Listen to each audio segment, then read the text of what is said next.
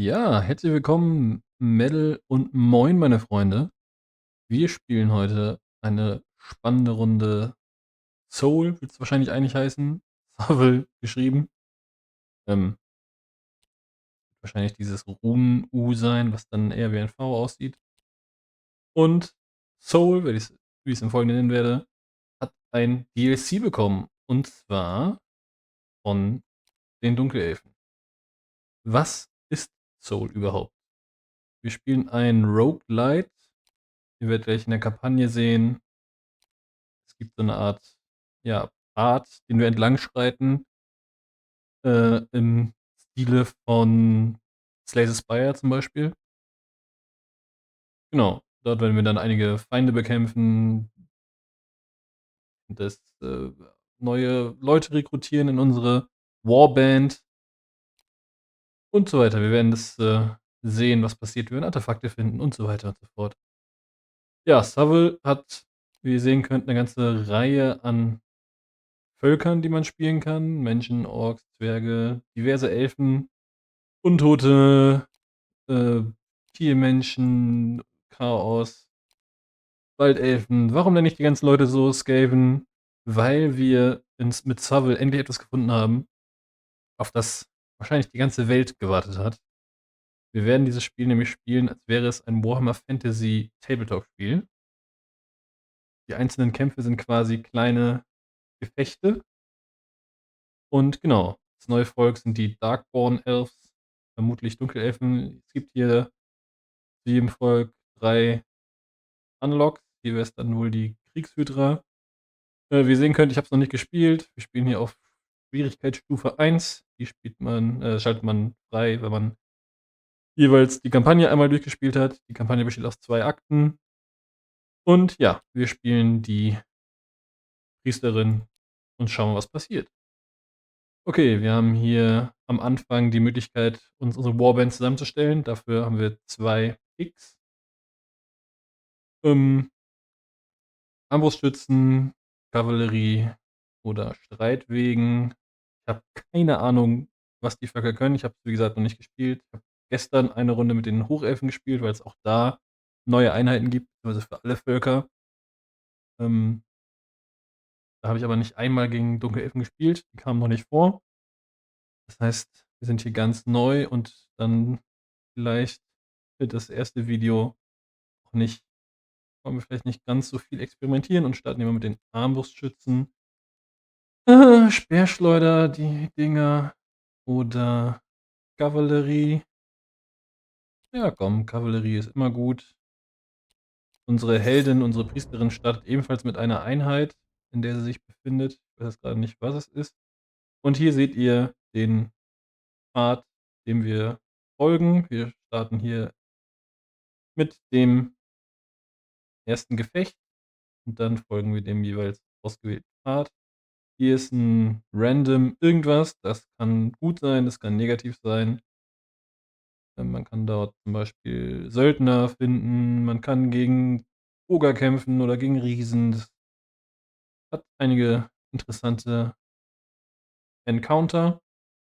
Wir haben hier 3 Kämpfe, dann kommen wir hier in den Amboss. Das ist sozusagen, ja, der Händler, aber hier können wir auch Ausrüstungsgegenstände für unsere Truppen kaufen, Zauber und alles Mögliche für die Helden und neue Einheiten. Hier ist ein Elitekampf, das heißt, wir wollen eigentlich hier unten lang. Elitekämpfe sind halt härter, bringen mehr Geld. Kostet natürlich Geld, Leute abzugraden. Und dann können wir hier einmal rasten, um unsere Leute wieder aufzufüllen und kämpfen dann vielleicht hier runter. Also, wir gehen den Weg des härtesten Widerstandes und gehen gleich in das erste Match gegen Goblin Raiders. So, und das ist die Karte. Ihr seht schon hier die kleinen Regimenter, dargestellt mit diesem Piktogramm. Unsere Priesterin ist mit Darkborn Witches, also Hexenkriegerin, wie man in Warhammer sagen würde, in einem Team, das heißt Nahkämpfer. Es gibt hier verschiedene Stats, auf die kommen wir dann später zu sprechen. Oh, für den ersten Kampf ist nicht kriegsentscheidend, wie wir uns hinstellen. Die Kavallerie vielleicht auch nicht ganz so weit weg, damit wir die möglichen Bogenschützen, da sind sie, angreifen können. Hier sind Goblin-Wolfsreiter, normale Goblins. So, wir wählen die aus und können hier mal gucken, was wir alles können. Swift bedeutet, wir haben einen Movement Speed mehr. Crossbows, ja, haben eine gewisse Reichweite, eine gewisse Power. Power ist die Stärke sozusagen gegen die gegnerische Defense. Bei Gleichstand würfelt der Gegner eine 4+, um zu überleben. Wir sehen hier unsere Reichweite, wir treffen eigentlich auf 3. Das sieht man am Skill. Skill von 4 ist halt hoch. Wir treffen eigentlich auf 3, aber durch lange Reichweite haben wir -1 aufs Treffen. Dann gibt es hier Moral, also Disziplin. Die haben alle einen Lebenspunkt, die haben alle einen Angriff, 3er Rüstung, 3er Stärke. Dann haben wir hier unsere Priesterin, die hat den Zauber Shadowbolt. Das sind 3 Stärke 4 Treffer. Dazu ist sie auch schnell, ja, Glückwunsch. Sie hat halt 3 Lebenspunkte, 2 Attacken. Und ihr Gefolge kann ich mir leider nicht so richtig angucken. Doch hier.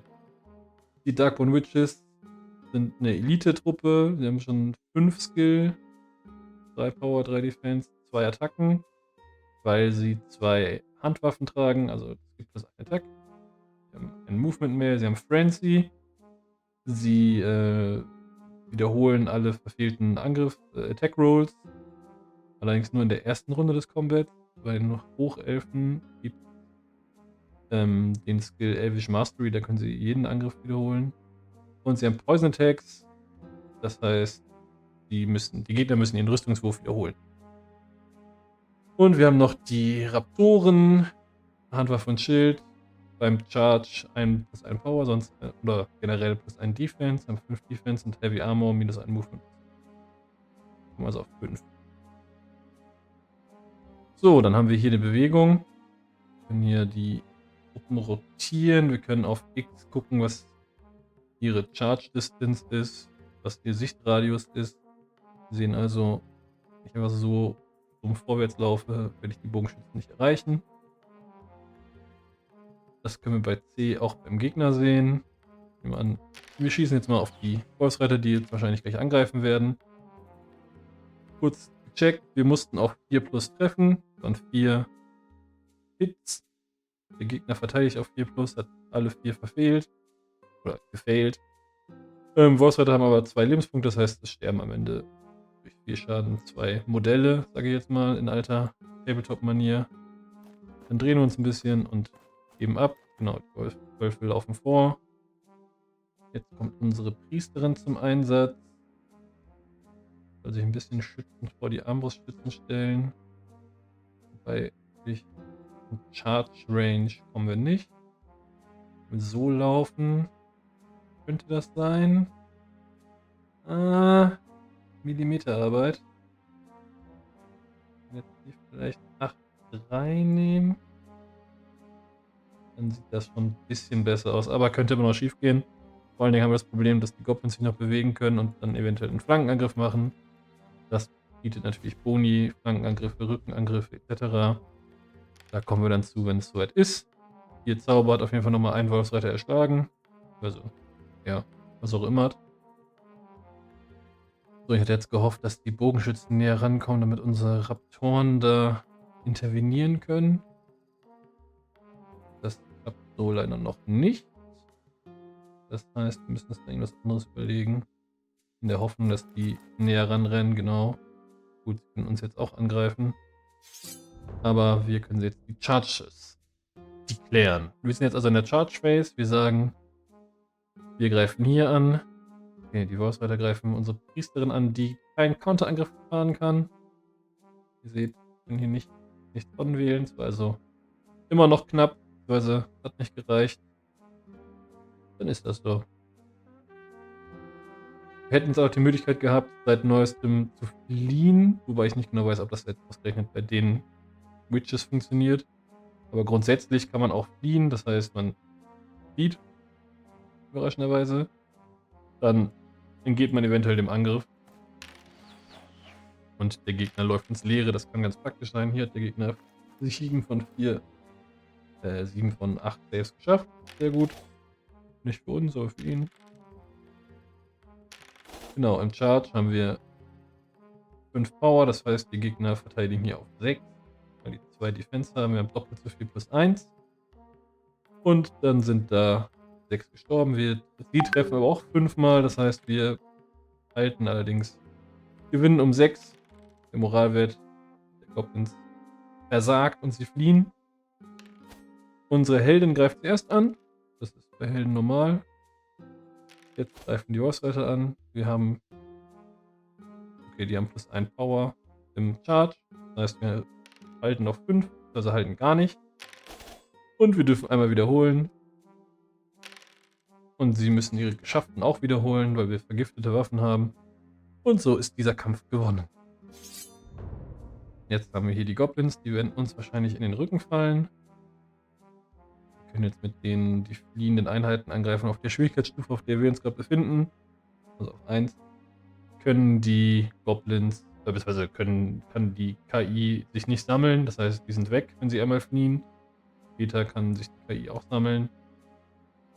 Leider durfte der Gegner jetzt chargen und wir nicht. Wir hätten den ersten Charge ansagen müssen. Haben wir aber nicht, weil ich mit den Ammo-Schützen nicht reinrennen wollte. Das führt dazu, dass wir jetzt einen Flankenangriff haben. Flankenangriffe sagen es kann hier nur die Flanke oder die Modelle in der Flanke zurückschlagen. Das heißt in diesem Fall die beiden Damen.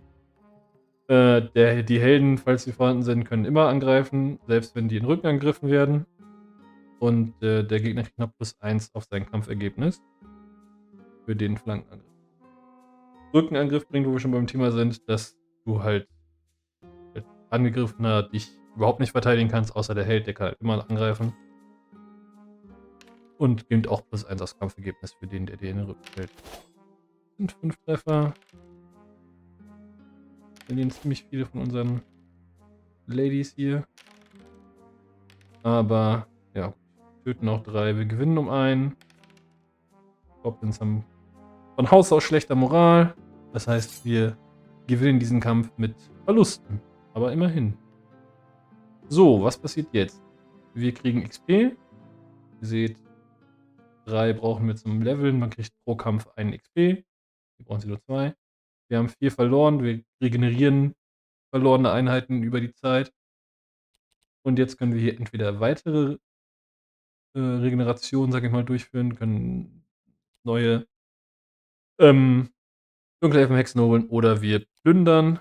Plündern bringt uns Gold, das wir gleich brauchen werden, wenn wir hier, beim Shop sind.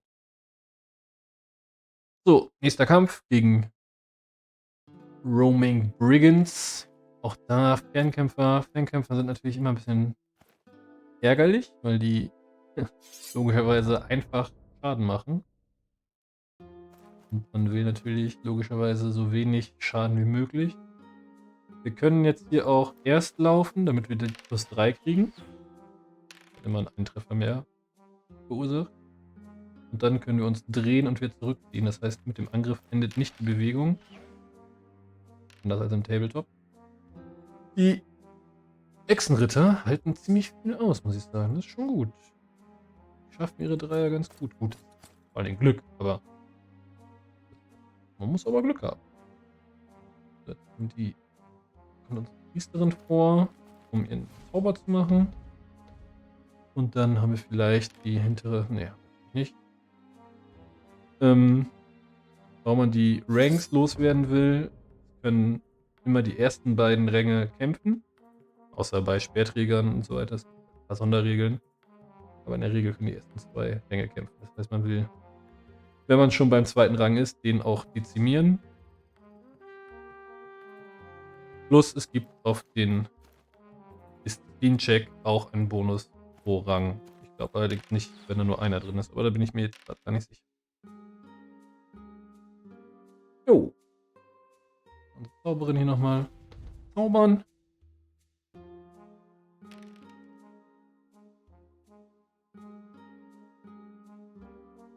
So, unsere Raptoren treffen 7 Mal. Sind jetzt 3 gestorben. Das war ein ziemlich guter Wurf. Leider ein Unentschieden. Das hätte nicht passieren dürfen. Eigentlich hätten unsere Kavallerie das ja wohl schaffen sollen. Hat sie aber nicht. Schade. So, jetzt haben wir das Problem, dass wir mit unseren Bogen-Armbruststützen hier natürlich nicht besonders viel machen können. Nicht in den Nahkampf schießen. Ja, ist halt so. Die laufen jetzt ein bisschen rum. 3 Sekten. Ja, jetzt verlieren wir den Nahkampf sogar. Aber wir bleiben standhaft. Aber das ist natürlich trotzdem unfassbar lächerlich. Wenn unsere Priesterin hier im Nahkampf die Leute metzelt. Hier verlieren wir natürlich leider trotzdem noch einen, aber Overkill bringt nichts. Das ist halt, können sie auch abbrechen, aber ist halt wie es ist. So, jetzt können wir natürlich keine Charges ansagen. Wir können nicht in den Nahkampf zaubern, außer wir haben Zauber, die explizit in den Nahkampf gehen. Wir sehen hier, die Gegner sind wavering, das heißt, sind kurz vorm Fliehen.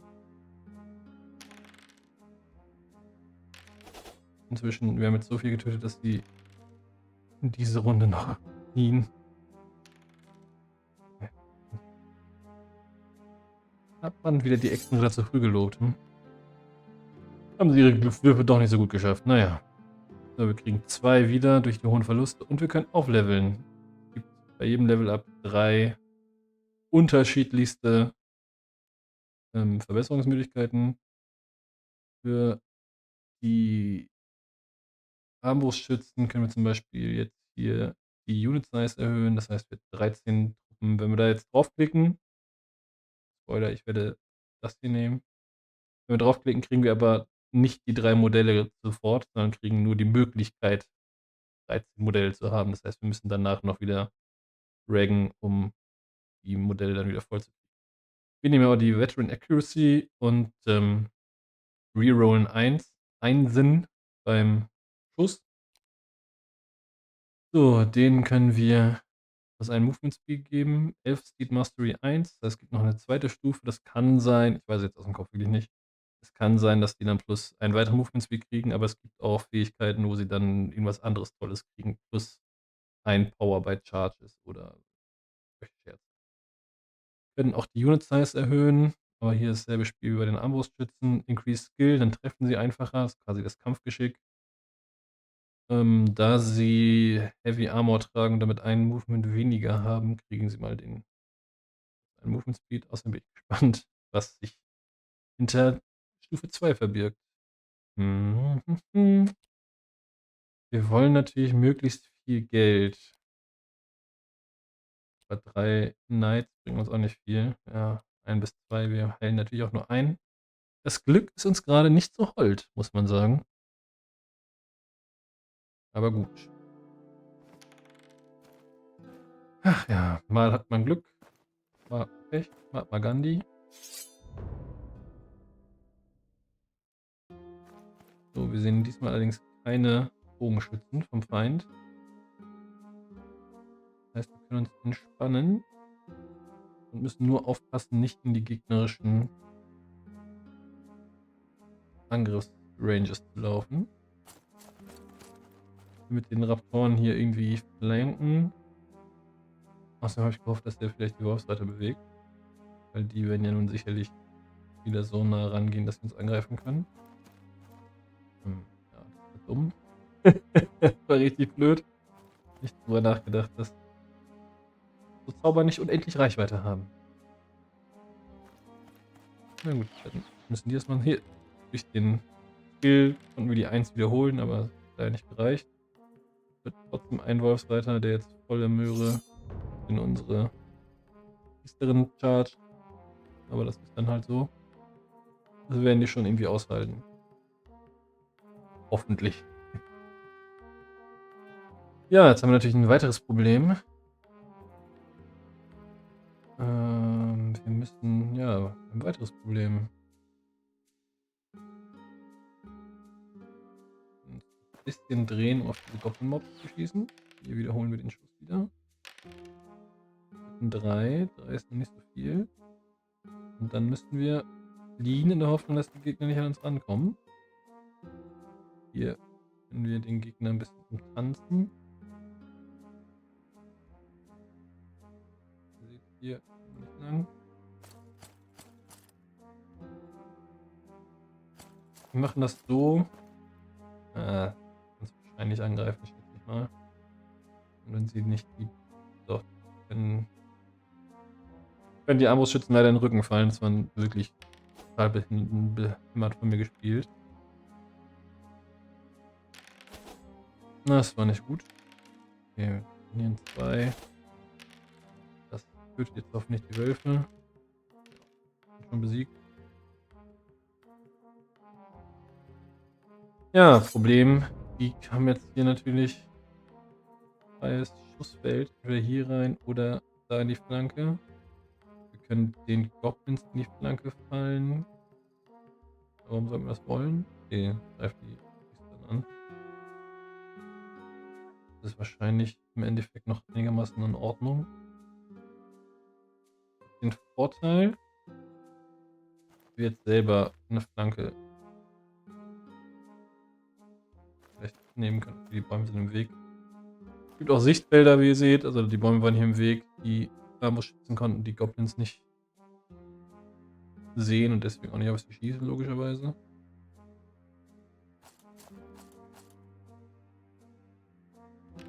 Und ihr seht hier, Heldin kann angreifen, tötet einen. Hier 3 Stück.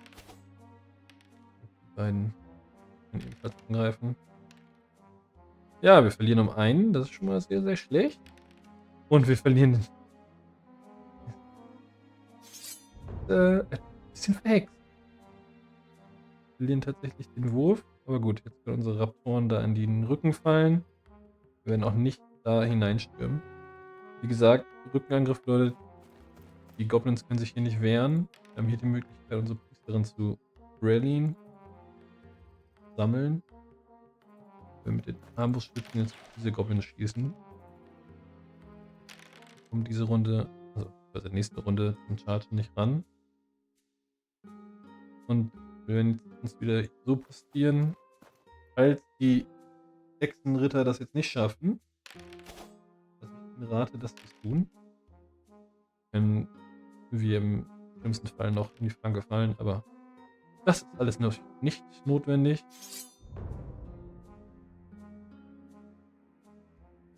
Ja, wir können Charge ansagen, aber wie gesagt, fliehende Einheiten fliehen auch weiter.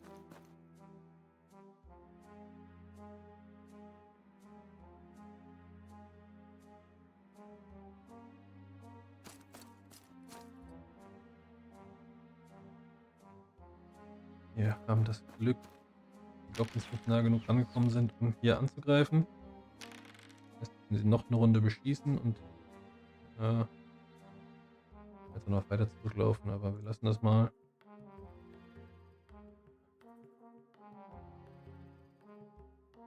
Leider nicht durch fliehende Modelle durchlaufen.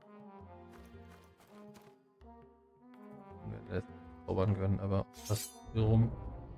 Die Goblins rennen diese Runde weg, das heißt, wir haben die Runde schon gewonnen. Brauchen keine Charges mehr ansagen. Die können wir nochmal drauf schießen, einfach so. Schießtraining ist immer gut.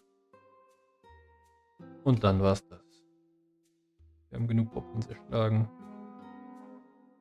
Ein Sieg, aber ein teurer Sieg. Wir haben 5 von den Hexenkriegern verloren und kriegen nur eine wieder. Wir haben, naja, unser Glück nicht so gut. Jetzt Skill increasen brauchen wir aber nicht, weil wir ja zumindest in der ersten Nahkampfphase alle Angriffe wiederholen. Die haben 2 Attacken. Da sollten die meisten Leute eigentlich besiegt sein, außer vielleicht Zwerge, die fliehen eher selten.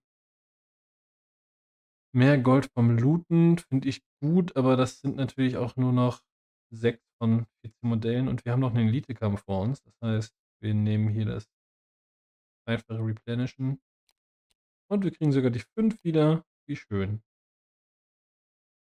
So, jetzt haben wir hier unsere Heldin. Die haben natürlich noch wieder ein paar andere, sag mal, speziellere Fähigkeiten. Gut, Increase Discipline hat jede Einheit. Wir können hier plus 5% Gold vom Kampf kriegen. Das ist das Gold, was ihr oben gleich sehen könnt. Oder wir können unseren Shadowbolt upgraden. Und dann ist der Power 5 mit mehr Reichweite. Dann passiert das Problem, was wir gerade hatten, vielleicht nicht mehr. Und er ist noch ein Power stärker. Das nehmen wir. Eine Casterin, die soll auch casten. So, das ist das Gold, was wir nach jedem Kampf kriegen. Ich weiß grad gar nicht, ob das also das ist wahrscheinlich unterschiedlich hoch, aber woran das gemessen wird. Da hätten wir jetzt plus 5% drauf kriegen können, aber besser zaubern ist vielleicht auch ganz nett. So, und jetzt gucken wir. Gut, wir haben hier die Dreadguard Retinue. Das heißt, dass wir unserer Priesterin eine neue Truppe geben. Dann wären die Hexenkriegerin Darkborn Witches wären dann eine alleinige Einheit, so wie die wir hier kaufen können. Wir können uns einen Reitwagen kaufen, der ist sogar noch ein bisschen günstiger. Oder hier einen ganzen Haufen an Upgrade. Dann nehmen wir auf jeden Fall Lanze und Schild mit. Das ist dasselbe wie Handwaffen, nur dass wir plus einen weiteren Power am Charge kriegen. Jetzt hier einen Haufen Banner, mit denen beschäftigen wir uns gegen Ende. Unsere Zauberin kann Shroud lernen. Das bringt, was hier steht. Kriegen also Cover gegen Ranged Attacks auf einer Unit. Wir können plus ein Defense und plus ein Wound kriegen. Das ist Item Enchantment, nennt man das. Ja, keine Ahnung.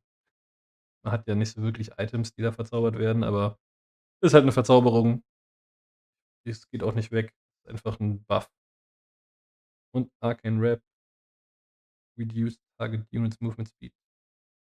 Das ist auch ziemlich gut. Wir haben allerdings nicht so viel Geld. Die Witches überzeugen mich, aber ich glaube, eine Truppe reicht. Wir wollen auch, glaube ich, die Retinue nicht ändern. Zauberern finde ich eigentlich ganz cool drin. Wir nehmen aber den Streitwagen mit. So, die haben auch noch Upgrades. Wir können denen 2 Schuss Bögen geben für 2 Schuss. Ja, 2. Können den 2 Leuten Bögen geben die haben dann halt 2 Schuss mit Power 3, das ist nix. Ein Defense mehr, dafür ein Movement weniger, weiß ich nicht. Power when charging ist auf jeden Fall ein Must-have. Und dann kriegt sie plus ein Defense und ein Dings, Wound und die beiden Zauber. Und dann kommt der Elite-Kampf. Bin gespannt. Orgak, Orks, hoffe ich zumindest. Das wäre ein komischer Name für einen Menschen. Wir stellen uns ein bisschen auf. Ja, Entschuldigung, ob man das gehört hat. Wir hatten Giant. Die sind natürlich ziemlich stark und haben 8 Lebenspunkte. Ein Chariot, dann hat er hier Schwarz-Orks mit sich selber drin und normale Orks. Mal schauen, wie wir das machen. Wir werden auf jeden Fall. So viel Range hat der jetzt. Die haben Heavy Armor 5 Defense. Das heißt, wir würfeln auf 4. Weil wir jetzt ja 5 Stärke haben auf unseren Schattenblitz. Naja, immerhin töten wir einen. Da mache ich mir Sorge vor. Chariots kann man einigermaßen gut abknallen. Aber halt auch nur einigermaßen gut. Und natürlich am besten, wenn die nah genug rankommen. Der Riese. Ich weiß auch noch nicht, was wir gegen den machen. Erstmal ein dummes Gesicht. Ich lasse den Chariot da mal stehen.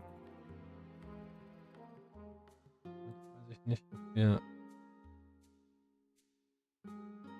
den feuern können. Kann man auch leider, glaube ich, nicht rausfinden. Wenn doch, sagt bitte wie. Also, okay. 7 Treffer, er rüstet auf 3. Ja gut, das ist aber in der Theorie schaffbar. Wir wollen nämlich gerne Chariots da reinfahren lassen. Gut, die chargen sich gegenseitig. Ansonsten machen wir erstmal nichts. Schauen, wie der Riese reagiert. Das ist wahrscheinlich das größte Problem, was wir haben.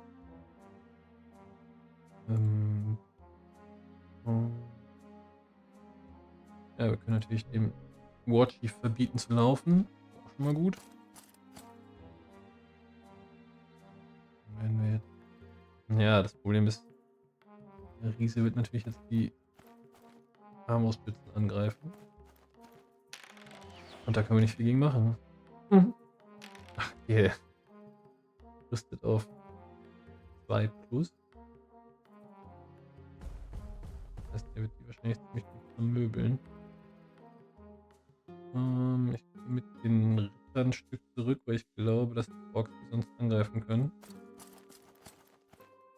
Wenn sie die Elfen dann die Hexenkriegerin angreifen. Auch nicht optimal, aber einigermaßen okay. Okay, der Cherry ist kaputt. Wir kriegen 2 Schaden. Fairer Deal, würde ich sagen. Der kann jetzt nichts machen. Die können da angreifen. Okay, die Hexen schicke ich in die Ork. Die Orks wollen da nicht angreifen. Dann greifen die Ritter da auch mit rein.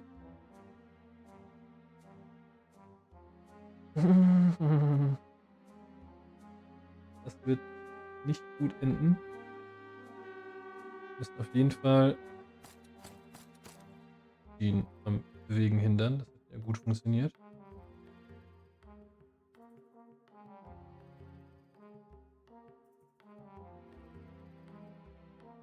Wenn wir dem in den Rücken fallen können. Was wir nicht können. Was wir nicht sehen wegen den Bäumen. Verdammte Bäume. Ich weiß nicht, was passieren wird. Ich nehme an, dass der Riese die Armbrustspitzen auseinanderkloppt. Okay. Er trifft nur einmal, das ist schon mal gut. Und wir halten, Wahnsinn. Wir machen wahrscheinlich auch keinen Schaden. Naja, wir gewinnen um einen. Er hat aber 9 Moral. Aber gut, kein Schaden ist schon mal gut. Hier läuft... So, wir attacken hier. Und töten ziemlich viele. Das ist schön. Wir nehmen noch einen mit. Aber wir gewinnen um 8, das wird die Orks in die Flucht schlagen. So, das reicht aber noch nicht, um den Kampf zu gewinnen. Wir können jetzt hier natürlich wieder rein. Okay. Unser Streitwagen kann hier in die Flanke fallen. Das ist sehr gut. Ja gut.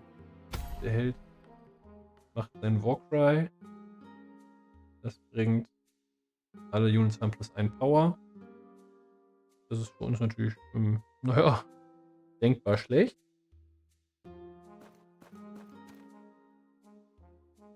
Wir können hier jetzt auch nur unsere Zauber bringen halt jetzt sagen im Kampf nicht viel. Die Echsenmenschen, Reiter, Kavallerie versucht vielleicht den Riesen in den Rücken zu fallen. Haben wir 2 verloren, wir machen immer noch einen Schaden. Wir haben 1 verloren, bleiben aber standhaft. So, jetzt darf der Held natürlich immer angreifen. Den parieren wir. Wir machen mit unseren Aufpralltreffern, töten wir 3.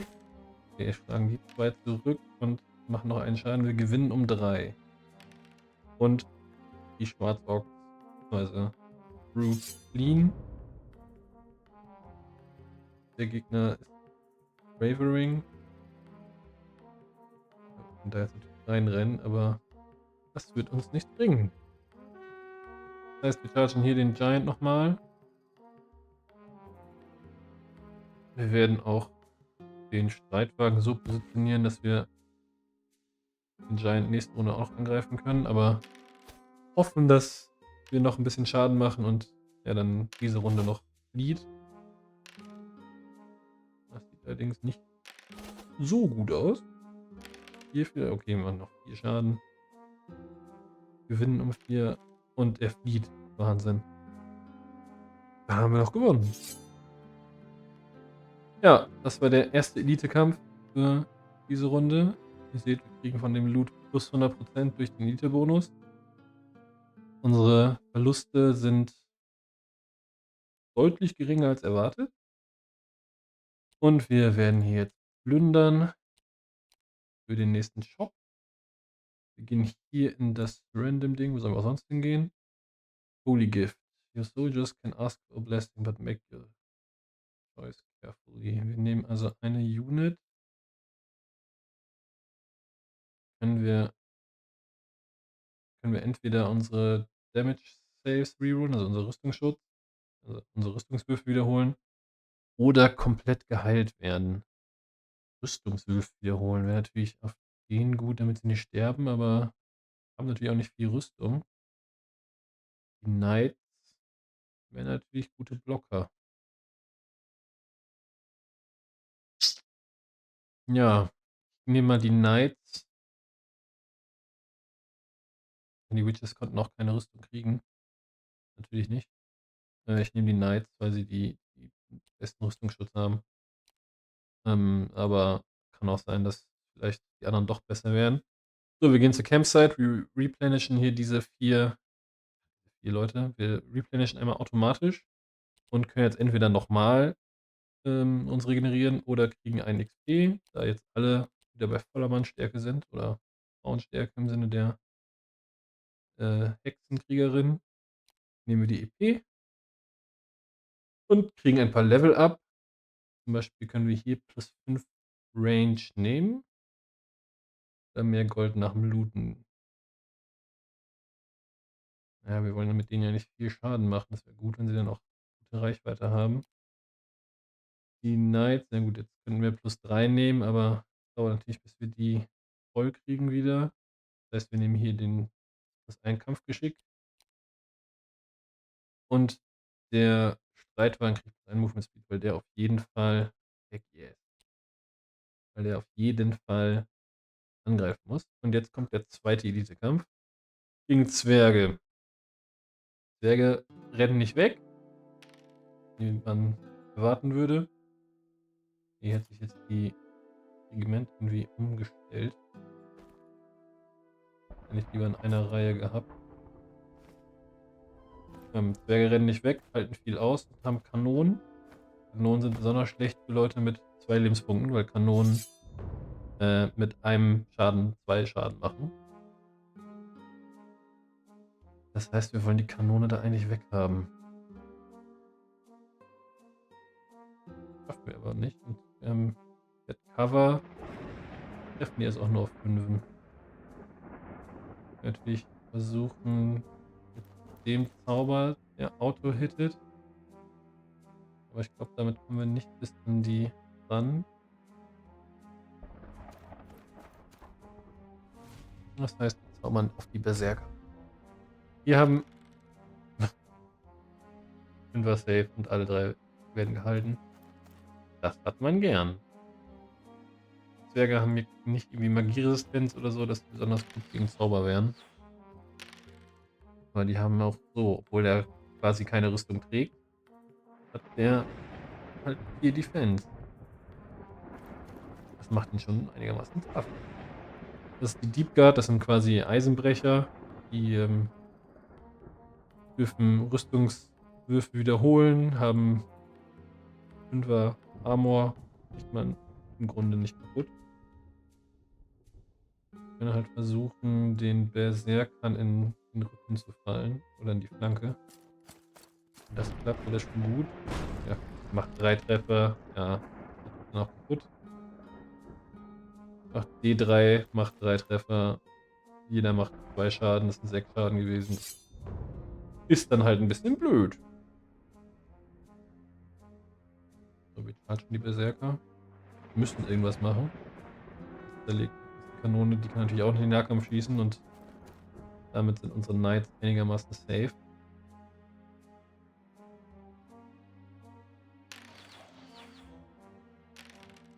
Na, wir töten 2 von den Zwergenkrieger, Zwergenforeman. Schon wieder 3 Treffer, okay. Der Gegner hat Lack gesoffen.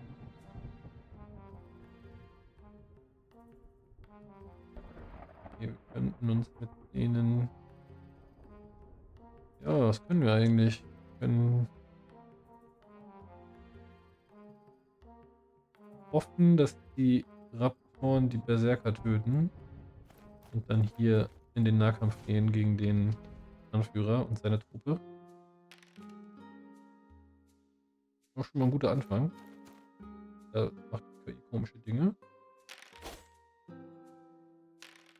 Okay, wir töten 4, das reicht nicht. Wir dürfen die wiederholen, aber es war nicht notwendig. Er schafft den Viererwurf. Und damit ist der Plan hinfällig. So, ich greife jetzt in die Flanke an. Der kann mich halt trotzdem noch angreifen. Das heißt, mein Flankenangriff negiert.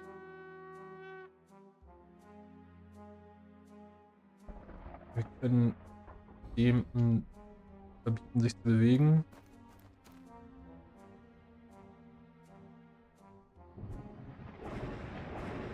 Dann, ja, schießen wir auf die. Freier Rüstungswurf. Dann versuchen wir uns ähnlich vor der Kanone zu verstecken.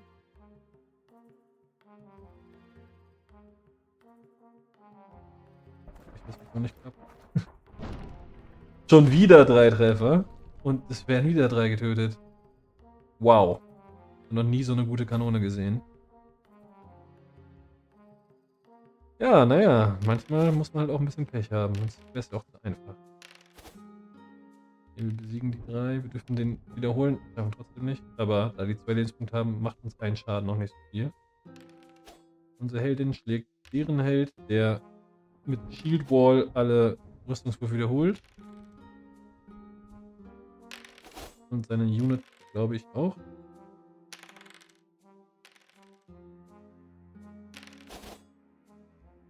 Da habe ich gerade nicht verstanden, wie das funktioniert, weil sie misslungene wiederholen dürfen und gelungene wiederholen müssen. Durch die Shield Wall Fähigkeit von dem Zwerg. Aber wir haben 2 getötet, wir gewinnen um 1. Das wird auf keinen Fall reichen. Leider.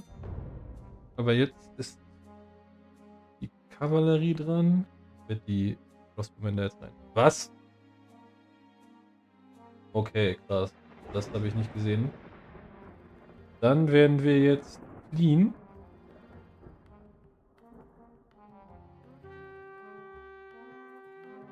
Wir fliehen direkt vor die Kanone.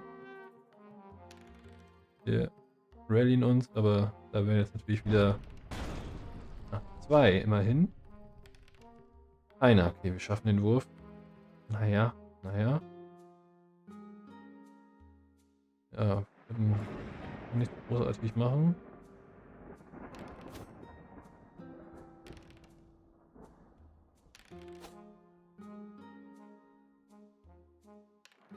Also ist dann auch 2 Lebenspunkte. Der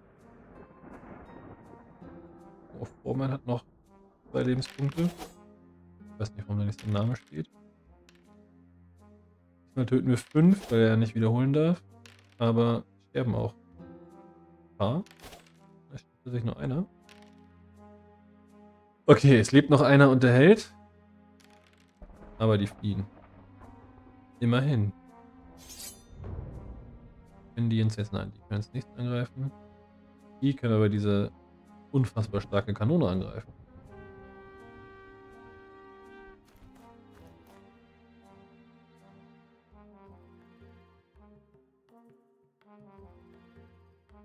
Hier versuchen wir eine bessere Position zu kriegen. Und dem nochmal den Zauber ins Gesicht zu zaubern. Halten die natürlich auf 3. Nee, warte, ich habe gesagt, die dürfen Rüstungswürfe wiederholen. Das stimmt nicht. Das dürfen die, glaube ich, nur mit dem Helden. Die haben aber Masterwork Armor, das heißt, die haben immer +1 auf ihren Rüstungswurf. Das heißt, wenn man mit Stärke 5 gegen die trifft, dann sie eigentlich einen 4er, aber sie behalten ihren 5er. Kriegen dann eine 3er. Ist also eine ziemlich tanky Unit. Der trifft natürlich noch einmal. Aber durch unser Gebet gerade oder was es genau war. Können wir natürlich das nochmal rüsten. Kanone ist geflohen. Äh, Belagerungsgeräte werden dann aber automatisch gelöscht. So. Der Gegner ist wavering. Und wir werden ihn in den Rücken fallen, damit er uns nicht angreifen kann. Und der Vorteil ist, er wird gleich einen Angriff, einen Charge auf die Armbrustschützen machen. Aber da wir counterchargen, indem wir in den Rücken fallen, wird sein Angriff negiert und wir fallen ihm halt in den Rücken. Und wie gesagt, Rückenangriff bedeutet, er kann nicht zurückschlagen, etc. etc. Und der Angriff geht auch fehl. Das ist also eine gute Position. Jetzt überlege ich mir, wenn ich mit denen angreife, können halt 2 von ihnen angreifen, zurückschlagen. Aber die haben nur 4 Power, wir haben 5 Rüstung und können Rüstung sich wiederholen. Wir sollten also den Schaden mitnehmen. Obwohl, wir routen diese Turn, hätte ich vorher drauf gucken müssen. Also müssten eigentlich niemanden in Gefahr bringen. Aber gut. Priesterin schlägt zu, macht nichts. Die töten 2. Werden nicht getroffen. Töten nochmal 2. Gewinnen bei 6. Und haben auch diesen Elite-Kampf gewonnen, allerdings mit brachialen Verlusten. Wenn Einheiten getötet werden, kommen die am Ende des Kampfes, wenn man gewinnt, wieder. Aber mit einem Lebenspunkt. Das ist nicht viel. So, unsere Priesterin hat einen Recruiter kriegen. Dann kriegen alle ein Level mehr, alle 9 Units.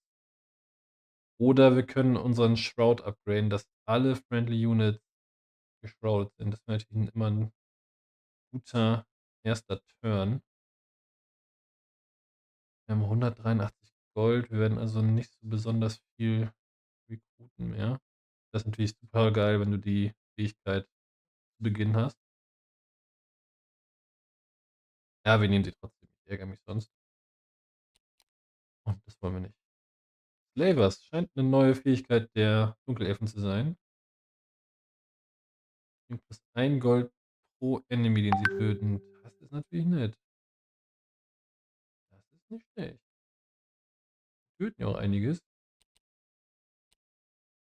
Okay. David kann sich ganz gut heilen. Oh, ich weiß immer nicht, ob man die heilen soll oder nicht. Also die eine Hexe kann tot bleiben. Aber bei Armbruststützen halt schießt halt jeder. Das hat jeder einen Schuss. Kann auch schon viel ausmachen. Ja, machen wir. Na gut, hier haben wir.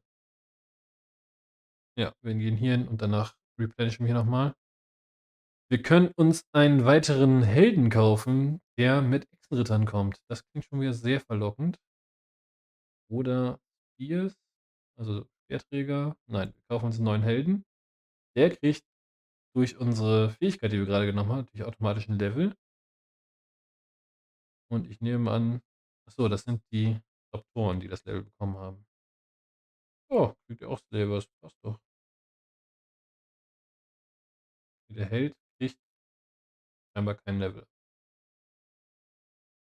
Schade. Aber macht nichts. Frage mich, ist der auch offen? Wird ja wohl auch beritten sein, oder? Das ist ja mit den Raptoren ein bisschen blöd, aber die kriegen auch Lanze und Schild. Und der kriegt. Was kriegt der? Schauen wir mal. Wir haben noch die Zauber Frost Ward. Kriegen plus 2 auf unsere Damage Saves, aber müssen Attack und Range Attacks wiederholen. Erfolgreiche. Target Unit hat minus 3 Defense. Das ist natürlich gut. Wäre gut gegen die tankigen Zwerge und sowas gewesen. One Use. Plus 2 V1 Attack. Das lohnt sich auf die Zauberin nicht. Der Zauber ist aber ziemlich stark. Und dann kriegt er halt noch eine Great Weapon. Passt schon. Passt schon, hätte ich gesagt gehabt. Wir sind alle wieder replenished und freuen uns über EP. Und hier kommt der Endfight für Akt 1. Wieder gegen Orks. Ich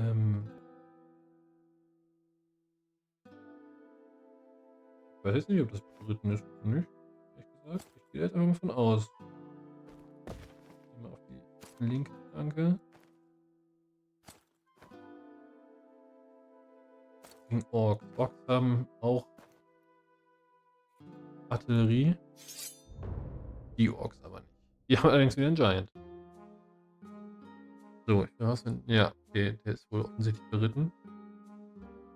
Das ist die Movement-Anzahl, das wäre sonst ziemlich schnell zu Fuß. Und der hat Exploit Weakness als Fähigkeit. Auch eine neue Fähigkeit. Gegen +1 Attack if attacking Flank or Rear. Nur einmal pro Kampf, aber das ist schon. Naja, das ist der Sinn der Kavallerie, ne? Das ist schon gut. So, jetzt die Frage, was wir hier aktivieren wollen.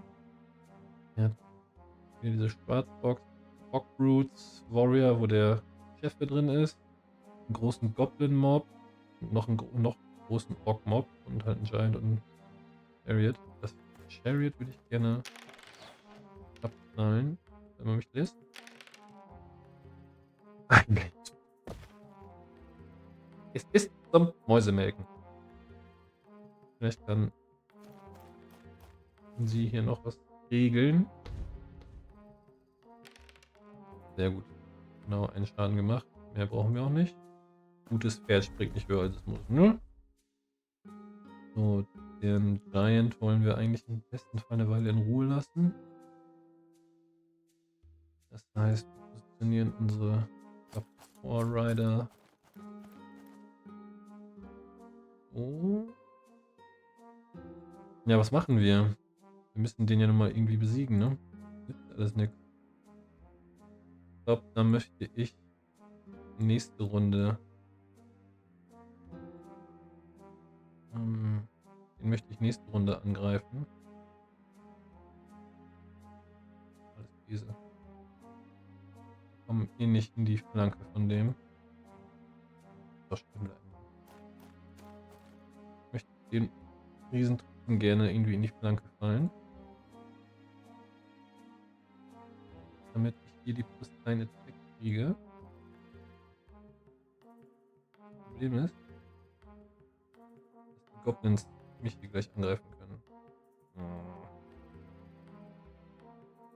Das heißt, dieser lustige, ich greife in die Flanke an Plan, wird noch eine Runde warten müssen. Schade. Aber gut, wir haben ja noch nichts verloren. Wir können da angreifen. Da können wir auch alle in die Front. Wir wollen nicht in die Front.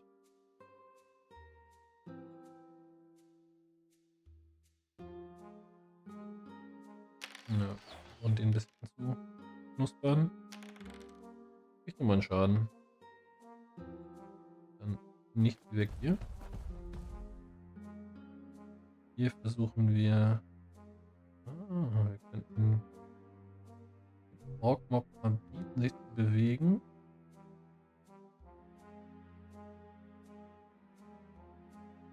Und die Kolleginnen machen sich mal bereit.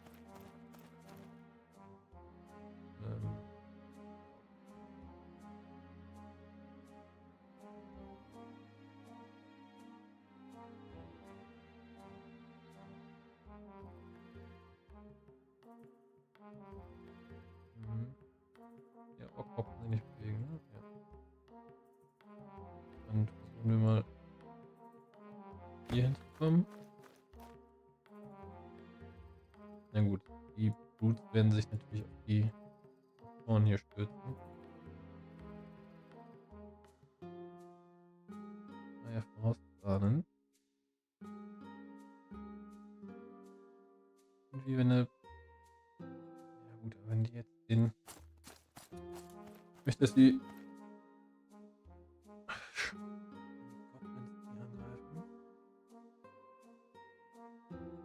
Ich glaube. Okay, dann muss der. Darkborn. Obwohl die Goblins angreifen. Okay. Aber irgendwie ein wildes Kuddelmuddel. Als erstes greifst du da an. Du greifst da an. Du greifst da an. Ich dachte, die können nicht angreifen. Oh ja, super, ey. Ja. Ja, okay. Das ist jetzt natürlich total scheiße.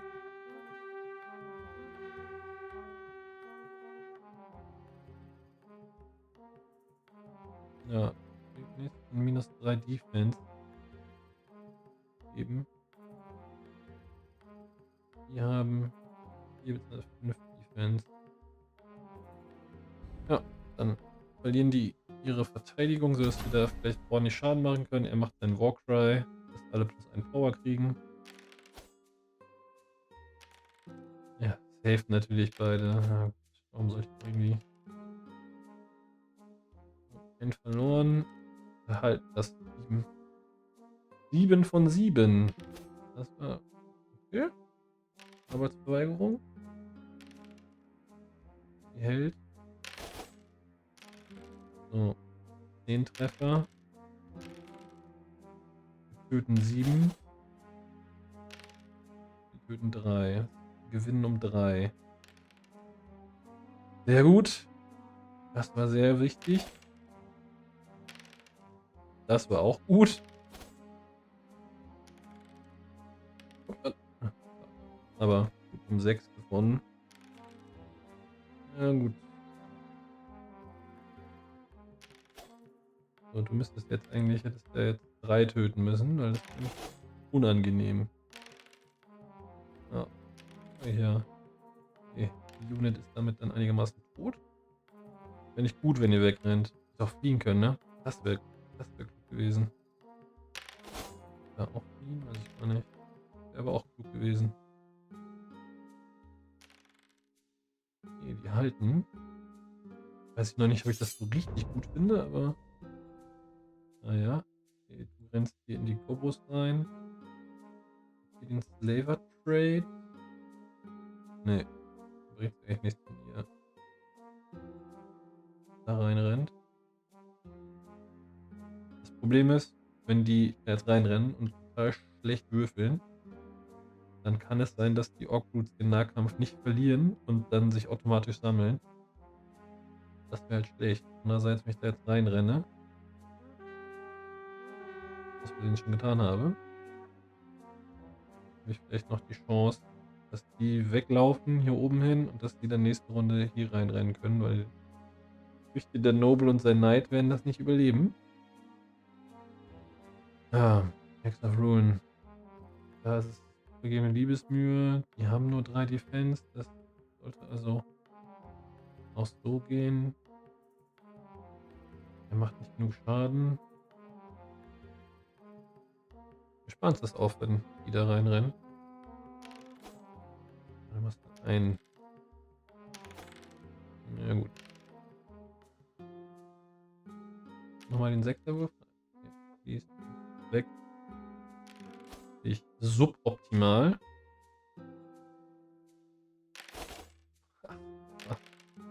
Ja, nicht geschafft. Wer hätte das gedacht?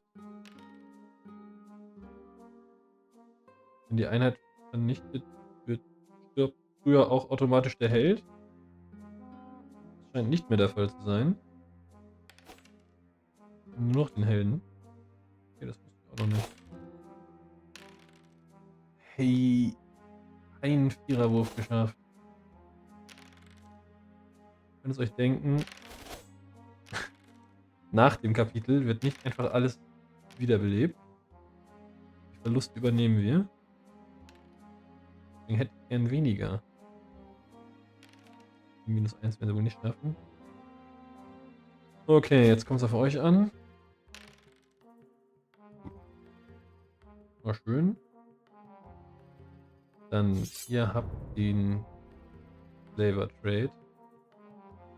Jede Einheit, die ihr tötet, gibt ein Gold und Goblins sind ja prädestiniert, um getötet zu werden.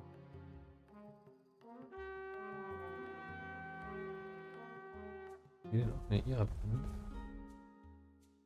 Du hast ihn auch nicht mehr, aber ready dich? Die Wahrscheinlichkeit, dass du dann ja, kann ihn jetzt webben, aber der kann er nicht mehr bewegen. Er hat sich aber schon bewegt und chargen kann er halt trotzdem noch, ne?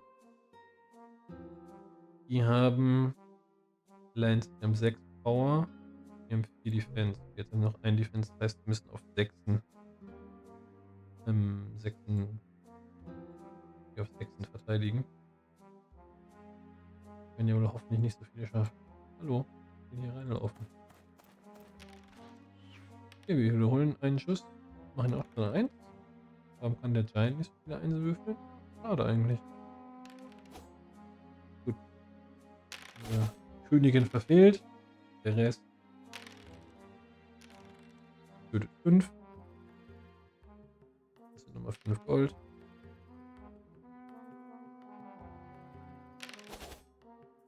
Hier 6.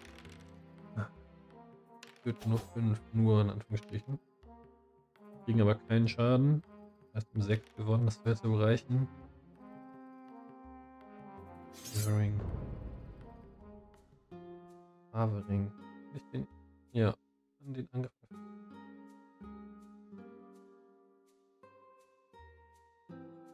Geht?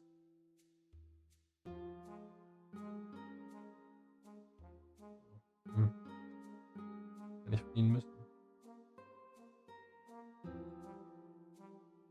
Ich hab den Slaver Trade nicht, ne?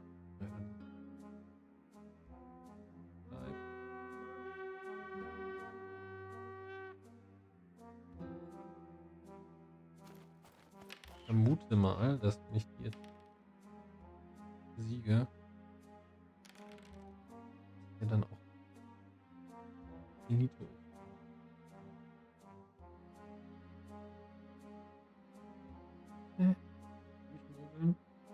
Als nicht kann ich ihm immer noch einen Rücken fallen, wobei das als Einzelmodell hat er, glaube ich, gar keinen Rücken. Das ist nicht so, dass er nicht angreifen dürfte.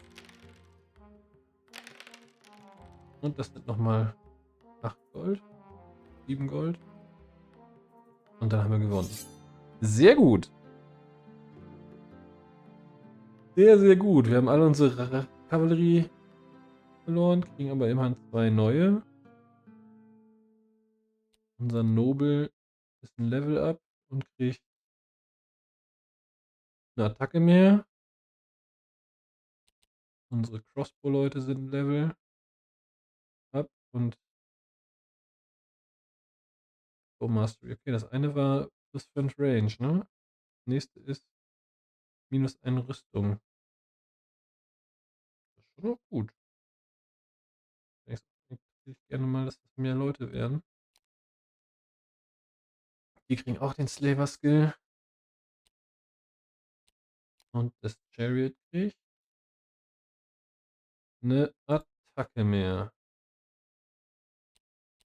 Und dann heilen wir hier ein paar und da ein paar und der Rest holt Geld. Ja, vielen Dank fürs Zusehen soweit. Vielen Dank fürs Zuhören. Das war Teil 1 unserer Solo-Kampagne mit den Dunkelelfen. Ich hoffe, es hat euch gefallen. Über Likes, Abos, Folgen, ihr kennt das Spiel, würde ich mich natürlich sehr freuen. Ich bin gespannt, wie weit die Reise oder wohin die Reise geht, wie weit ich komme, sowohl in diesem Spiel als auch mit diesem Kanal. Und ja, bis auf Weiteres sage ich erstmal ciao und Medal off. Ciao.